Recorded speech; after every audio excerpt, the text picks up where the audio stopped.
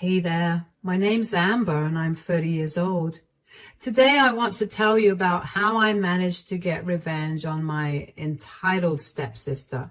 But of course, before I get into how that happened, I need to give you a little backstory. I was an only child to my two very loving parents. However, when I was 10 years old, my father was diagnosed with stage 4 pancreatic cancer, and within a few months, he was gone. It was devastating for my mom and I. I don't even know how we managed to get through the first few months of my dad's passing. The thing is, since my dad knew about this inevitable end, he put all his affairs in order. He gave all of his financial assets to my mom and he left with the house. He wanted my mom to get married again after he passed, and he knew that my mom would be able to have a house of her own after. He wanted me to have a more stable future, so he gave the house to me. The house was set to be given to me the day I turned 18, but Mom was the executor of his will, so we lived in the same house until I turned 15. When I was 15, my mom introduced me to her boyfriend of a year. His name was Charlie, and he was genuinely the sweetest man. He still is. He made my mom happy again, and that was all I needed to see to approve of him. Charlie also had a daughter, and her name was Courtney. Courtney was only 10 when I met her, but she immediately did not like me. I didn't know if I did something to her, but I tried my best to be as nice as possible to her. Mom and Charlie dated for about 2 more years before properly tying the knot. While I was very, very happy for the two of them, Courtney was not. She did not want to be a part of our family and constantly made it known to us. We just figured that she was still not used to her family having broken up, so we gave her all the space and time she needed. I tried my best to be there for her, if not as a sister, then as a friend. But Courtney never budged. She instead made my life a little hellish. She constantly tried to hurt me, either physically or with her words. Anyway, as soon as I turned 18, I moved out and back into the house that my dad had given to me. I attended college and I was doing great. Of course, just because I moved out, it didn't mean that I stopped visiting my mom. Whenever I visited my mom, I made sure to try and connect with Courtney, which was easier because she could no longer torment me since I didn't live with her. Courtney only distanced herself even more from me, so eventually I gave up trying too much. However, during Courtney's senior year in high school, she reached out to me and we began talking. Of course, she reached out to me because she didn't want to keep living with our parents. I offered to let her live with me for a year, and I thought our relationship was going somewhere. And while living with her was not bad, she still kept me at arm's length. The most I got out of her was that she was dating someone that she met in one of her classes. I was just happy that she was letting me in at all. She moved out after a year, and then I barely heard from her. And this is why 3 years later, I was beyond surprised to get a call from her where she asked me to meet her at our local cafe. Of course, I cleared my schedule to meet her. When I got to the cafe, she was already sitting there. "Hi, I'm so glad you could make it." Why wouldn't I? It's been a long time since we even spoke to each other. "I know, I just had a lot going on."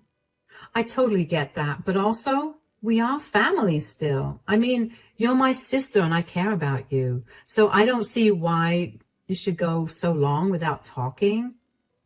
"You're right, we are family and I shouldn't have been so distant. I'll make up for it, I promise." "How about you make up for it by telling me about all that's been happening with you?" "All right, well, for starters, I'm engaged." "What? That's amazing. Oh my gosh, are you marrying the same guy you were dating in college?" "Ryan? Yes. He's the perfect person for me and I can't see myself being with anyone else but him." "Oh, I'm so happy you found someone as nice as him. So when's the wedding?" "We're planning to have it within the next 3 months, but we do have a slight problem." "Oh no, what's wrong?" "Well, we're planning on having a destination wedding." "Well, that's wonderful. Where do you plan on having it? We were thinking of flying out to Paris. It's been a dream city for both Ryan and me. We figured there was no place better than that to get married in. That's beautiful. But what's the problem with it? Well, Ryan and I don't have nearly enough money to fund that wedding. We really want to have a big, elaborate wedding to showcase our love and commitment to each other. Oh, no. So what do you want to do about it? I would lend you some money, but I don't think I have enough to help you out. I know you don't have the money for it, but you do have your own house. I know it's your inheritance from your dad and that it holds a lot of meaning to you, but do you think you could sell it? Of course. Wait, really? You have no objections to that? Why would I? Like I said, you're my sister, and that means that I'll do anything to make sure that you're happy. Oh my God, you're amazing. Thank you so much. You have no idea how much this is going to help Ryan and me. I'm just glad that I could be of some help to you, although it'll be a while before I can get the house sold and the money in my hands to give you. Do you have any money to pay deposits for all the services you'll need during the wedding? Oh yeah, Ryan and I saved up more than enough for that. We just need the rest of the money, you know. Of course, I'll keep you updated about the whole thing. You really are the best. I already know what you're thinking. I'm insane for agreeing to something like that, but I genuinely wanted to help Courtney. Besides, I guess I was just desperate to create some form of connection with her. And even though I wasn't there every single day, I did watch her grow from a child into adulthood, and I was sentimental about it. The only problem I had with Courtney's request was who I was going to sell my house to. Of course, I could just put my house up for sale, but that would be a long and boring process. I might not even get a buyer for months, and I needed a buyer as quickly as possible. One day, I suddenly remembered who I could contact. During my early 20s, right after I graduated, I worked for a startup company that was headed by a woman named Cheryl. I worked as an accountant, and I was a replacement for the previous accountant of the company. At the time of joining Cheryl's company, it was going through a little loss. But one quick look at the records, I noticed some really big miscalculations. Thankfully, I managed to find it in time for the yearly reports. I ended up saving Cheryl a good amount of money, especially because after that, I gave her some solid advice on how to invest that money. Now, her company was soaring, and she was making almost 7 figures a year. After I helped her out, Cheryl and I ended up becoming pretty good friends. We didn't talk too frequently, but we had a secret understanding that we'd help each other out whenever we needed it. So, of course, I rang her up. Hey, Cheryl. Hi, how's everything going? It's going great. What about you?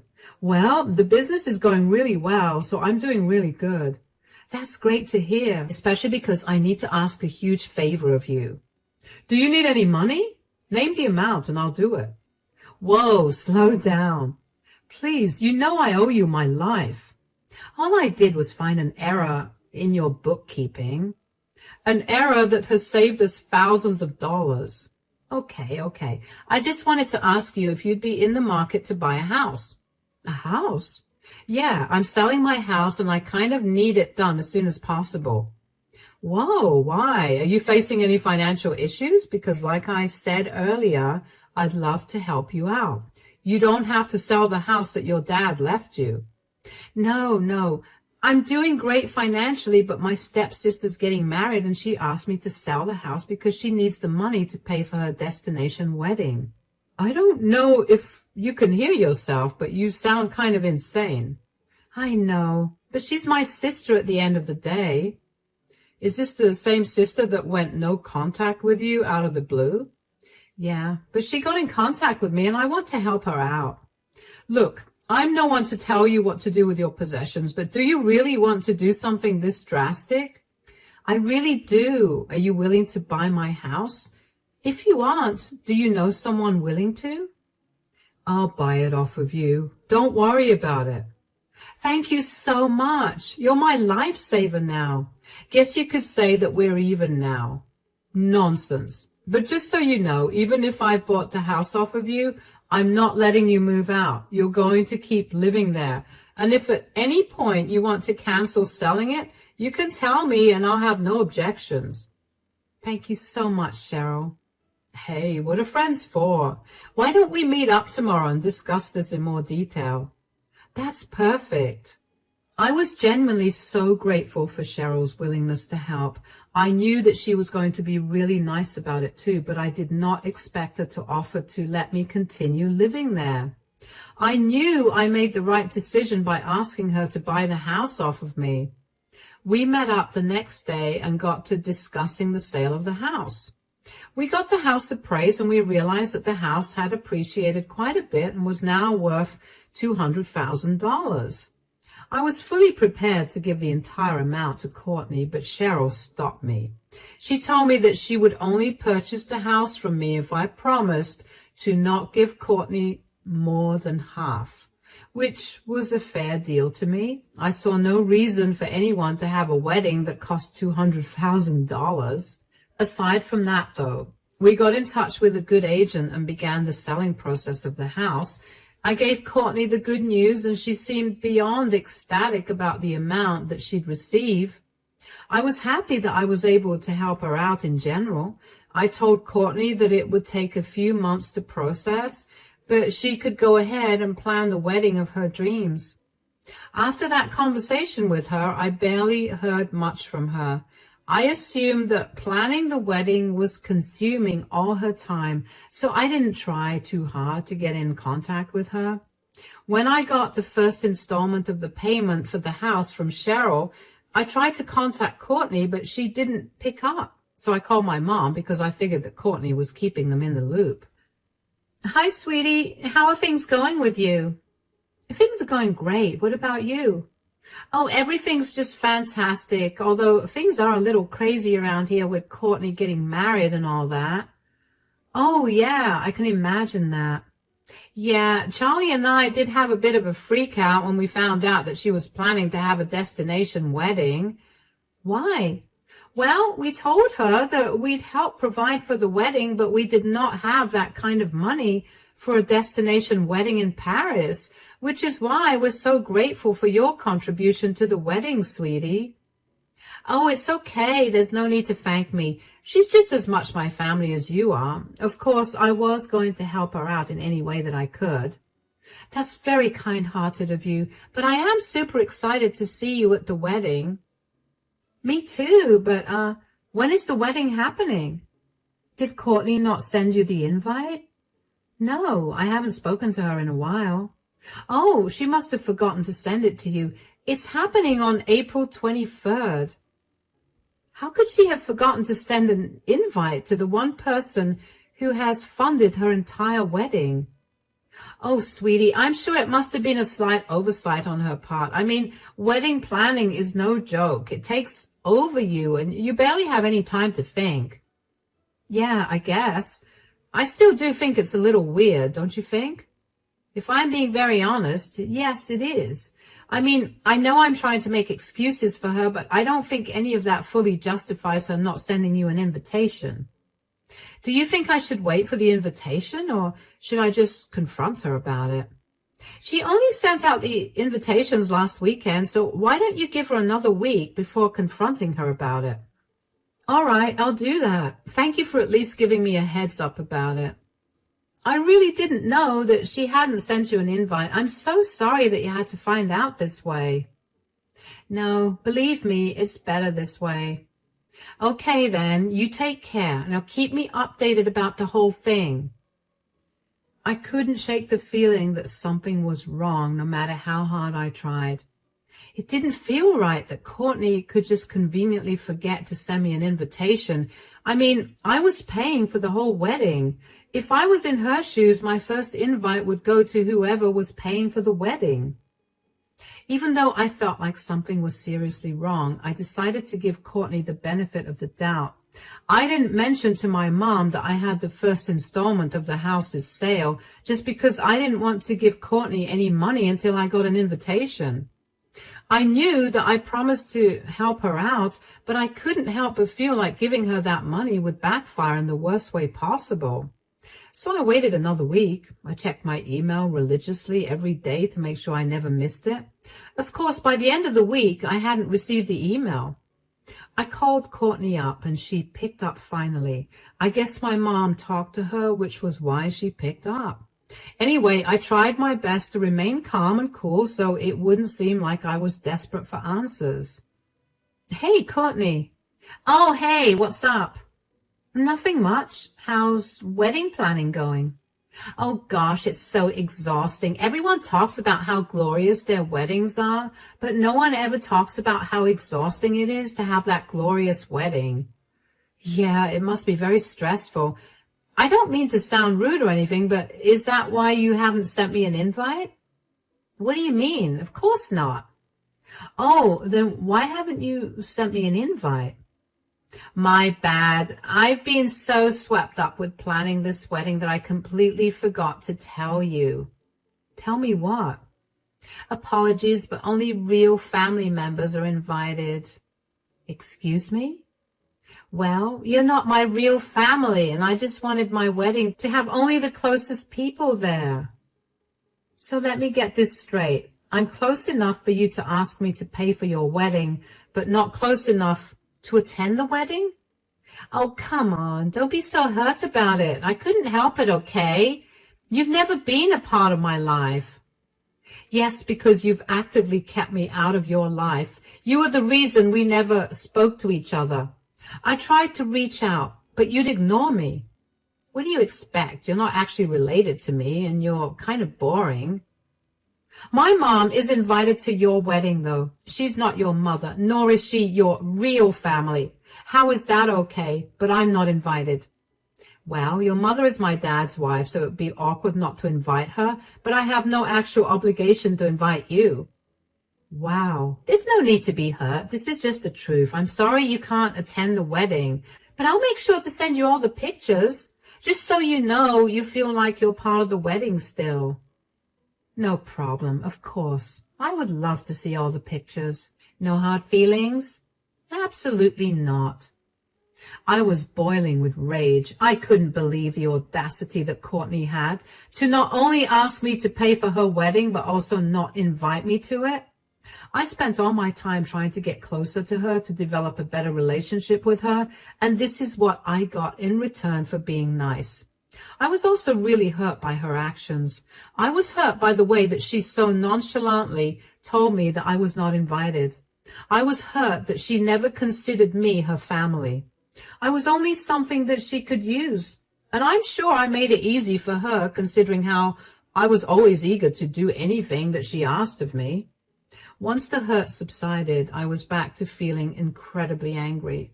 The thought of almost having sold my house to provide for a wedding for someone who barely cared if I was alive or dead made me quake with anger. I hated that my kindness had been used against me, and I wanted to get back at Courtney for doing that to me. In all my anger, I did the first thing that came to mind. I called Cheryl so I could cancel the sale of the house. I knew that she had told me that she wouldn't have a problem with it, and I hoped that she meant it. When she picked up the phone, she immediately sensed that something was wrong. Hey, Cheryl. Hi, is everything okay? Not really. What's wrong? Well, I'm going to have to pull out of selling the house. Oh, why is that? Not that I have an issue with it. I just found out that I'm not invited to Courtney's wedding. What? You mean the wedding that you were going to help pay for? Yeah, apparently I'm not her real family member. Wow, that's some nerve she has. Tell me about it. That's why I want to pull out of the deal. I don't see any point in helping her out. That's more than valid for a reason. I mean, I promised you that I would let you back out at any point, and I'm honoring that promise. Thank you so much. Of course. If you need me to do anything else for you, though, let me know. I don't think there's anything else for now, but I do need to ask you something. Yes? It's just, now that I've said that I'm not paying for Courtney's wedding out loud, I'm beginning to hear what a big decision that is. I'm not doing the wrong thing, right? Absolutely not. That house was given to you by your dad, a man who loved and cared for you very deeply. It would be beyond disrespectful to him if you sold it to pay for someone who barely even considered you her family. You're right. I'm just hurting a lot right now, and I don't want to make any decisions that are going to affect me in the long term. This is not going to affect you in any way. You're standing up for yourself, and that's never a bad thing. If you're worried about the impact this will have on Courtney, you shouldn't. That's something that she should be worried about, considering she was stupid enough to not invite the person paying for her wedding. You're right. Thank you so much for helping me. Just because I was angry, it didn't take away my humanity. I guess saying my plan out loud did make me feel bad for Courtney, especially because I knew for a fact that she would have planned an extravagant wedding with the amount of money that I told her I would give her. But Cheryl was right. I couldn't let her take advantage of me, nor could I lose something that was given to me with so much love over someone who didn't care enough about me or the significance of the house to me. I will agree, in hindsight, even the request to sell something so precious to me was beyond absurd, and I knew I had made the right decision with selling the house to Cheryl, because she had my back, well and truly. Within the next week, I returned the money that Cheryl had given me for the sale of the house. We then planned a girls' day out on the day of the wedding, so the thought of the wedding wouldn't remain on my mind. I informed my mother about what Courtney had said, and my mom was upset, but she told me she would see what she could do about it. I told her not to bother with it because I didn't want to go to the wedding anymore. I didn't tell her that I wasn't paying for the wedding anymore because I didn't want that to get back to Courtney. It took a while to get over the hurt of it all, but I eventually did, thanks to Cheryl, of course. My temper was once again tested when Courtney purposefully sent me hundreds of pictures of the wedding and told me that I had missed out. I remained calm and waited until the day that she would ask me to pay for the wedding. And only 4 days after her wedding, she called me while I was at work. Hey, Amber. Oh, hi. Is this urgent? Because if not, I'm really busy right now. I don't have time to talk. This is actually kind of urgent. Okay, what is it? I don't know if you saw any of the pictures, but I just got married. That's good, but how does this concern me? Well, you need to pay for it, remember? No, I don't. What do you mean? You're going to sell your house so you could help me have my dream wedding. Yeah, but then I didn't see why I had to pay for something that I wouldn't be a part of. You can't be serious. That's what I thought when you told me that you weren't inviting me. You can't go back on your word right now. I went back on my word the day that you told me that I wasn't invited. But what happened to me being your sister and you doing anything for me? You made it clear that we aren't sisters. And since that is the case, I see no reason for me to help you out. Especially if helping you out means selling something that was given to me by someone who actually cared for me. Why didn't you tell me anything? How am I supposed to pay off this huge bill? Oh, right. Apologies. I was busy with work. What is wrong with you? You tricked me. You cheated me out of my money. I didn't cheat you out of anything, and it was not your money. It was mine, and I was going to give it to you, but I never did. I can't pay this bill. I don't have $100,000 on me. I already have my student loan to pay, so this will never get paid off. You should have thought about that before you uninvited the one person who was funding your wedding. I'm going to sue you. You tricked me. Courtney, the agreement for me to help you was never written down anywhere. It's your word against mine. There's no use in trying to sue me. I can't believe that you're willing to treat your family so cruelly. I'm not treating my family cruelly, remember? You said that I was not your real family. Why are you making my life hell? I'm not doing anything. You brought this on yourself. Now, if you'll excuse me, I have to get back to work so I can go back to my beautiful home and relax. Goodbye. I could hear Courtney gasp before I cut the call, and I couldn't help but laugh at that. Oh, the hurt that I was feeling felt like it had vanished now that I got my sweet revenge. But of course, that was not the end of it. I still needed to know about how Courtney was going to pay that bill off. And don't worry, I found out, and I'm going to tell you about it. After that phone call, Courtney kept blowing up my phone with hundreds of calls and texts that ranged from her begging me to pay off the huge wedding bill to her insulting me for being a bad sister and a bad person. Of course, under normal circumstances, I would have felt horrible, but since she made it crystal clear that I was not a part of her family, I saw no reason to feel bad. I only found out about what happened with Courtney when I spoke to my mom. She called me about a week after my phone call with Courtney. I kind of expected her to be upset with me for going back on my word, but surprisingly, she was completely on my side. She even told me that she gave Courtney a good piece of her mind for being so rude and selfish towards me. Courtney apparently begged my mom to help her pay off the huge wedding bill, but my mom made it explicitly clear she didn't have that kind of money. At best, my mom could only give her a few $1,000s, but nothing more than that. Courtney's dad, Charlie, also didn't have that kind of money to give her.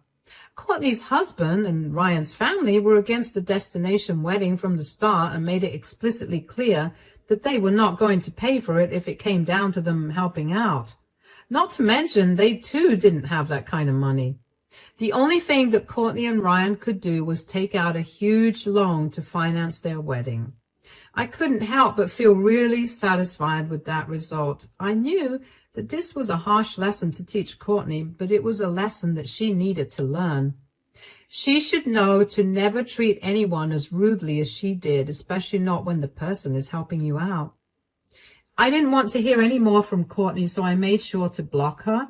My mom did give me regular updates, but that stopped because Courtney cut off contact with them since they didn't help her pay for her extravagant wedding. Not that it's a bother to us anyways.